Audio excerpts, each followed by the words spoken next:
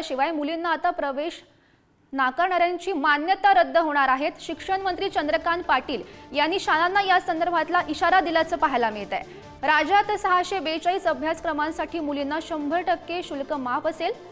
शिक्षण संस्थांना सरकारकडून सप्टेंबरमध्ये प्रवेशाची रक्कम दिली जाणार आहे। मुलींना प्रवेश नाकारल्यावर थेट फोन करण्याचेही चंद्रकांत पाटील यांनी आवाहन केल्याचं पाहायला मिळत आहे। महत्त्वाची बातमी आपण पाहतोय।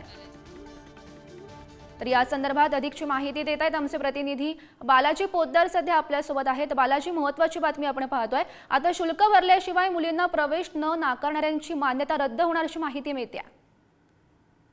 नक्कीच, कारण शिक्षण मंत्र्यांनी मुलींच्या मोफत शिक्षणाची घोषणा केलेली होती। त्यानंतर काही शिक्षण संस्था आहेत त्या विद्यार्थ्यांना असं सांगत होत्या की तुम्ही शुल्क भरा, तुमचं शुल्क भरल्यानंतर ज्यावेळेस सरकारकडून आमचे पैसे येतील त्यावेळेस तुम्हाला तुमचं शुल्क परत देण्यात येईल, तोपर्यंत मात्र तुम्हाला ते फीस जी आहे ती भरावी लागेल।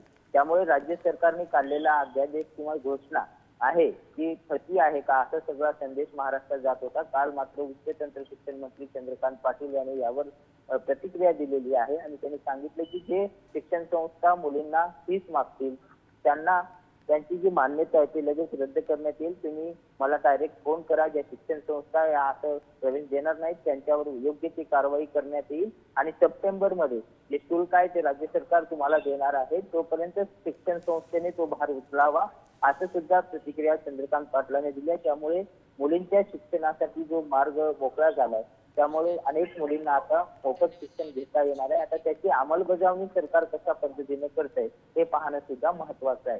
हो, नक्कीच बालाजी, धन्यवाद दिलेल्या सविस्तर माहितीसाठी।